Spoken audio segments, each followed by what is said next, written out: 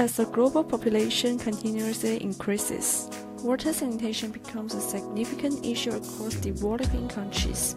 According to the United Nations in 2013, 783 million people do not have access to clean water, and almost 2.5 billion do not have, resulting in 6 to 8 million deaths annually from water-related diseases. In particular, this presentation will be discussing the sanitation issues of storage water in India and will be focusing on the fundamental sanitary facilities.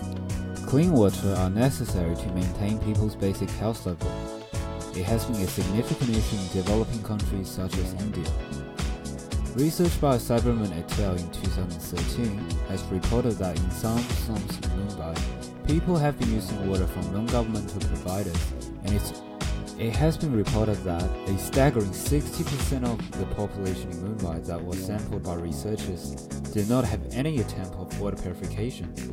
This results these non-purified water to be highly contagious and could potentially cause diseases that are infectious. Moreover, more than 40% of the areas in Mumbai has been reported to have floods during monsoon. This results contaminated storage water.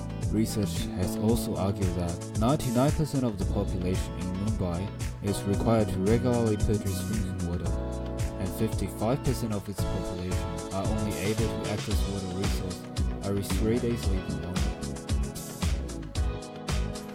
Firstly, statistics shown by Water Act India 2005 revealed that in the year of 2000, only 15% of India's population has covered by water sanitation strategy.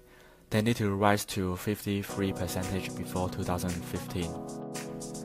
To meet the minimum development goals, this implies that at least 21 million people per year have the access to clean water and standard sanitation. To do so, government has suggested to increase the technology of storage and household water treatment interventions, thus to improve water quality in slums.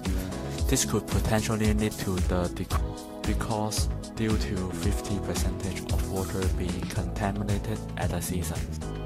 Secondly, a solution of the unsatisfied economic demand of sanitation service, governmental programming can efficiently provide substantial requirements that are used in daily basis. Research by Patel in 2010 has reported that the sanitation program that launched in recent decades in India has increased 13% more private water tap and 7% more private toilets in program village compared to control.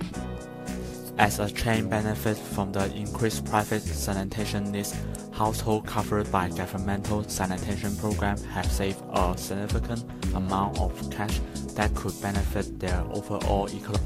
We decided to choose the second solution over the first one due to the comparative advantage that will be discussed in the following.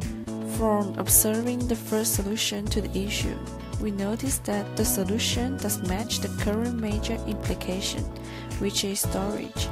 However, this solution suggested by the local government, which is to safely storage water, seems to be not as convincing. A very recent study in 2016 by Benja et al. Has noted that people have been still storage underground water in 30. Meanwhile, the second solution of governmental programming by providing private water taps and toilets in areas such as slums and villages, it has shown its high potential of significantly improving sanitation by having qualified private water resources and sanitation needs.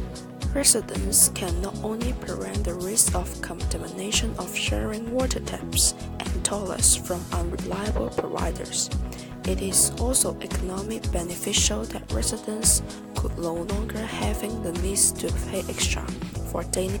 In short, improved basic sanitation facilities are important in the prison to prevent health problems and economic issues.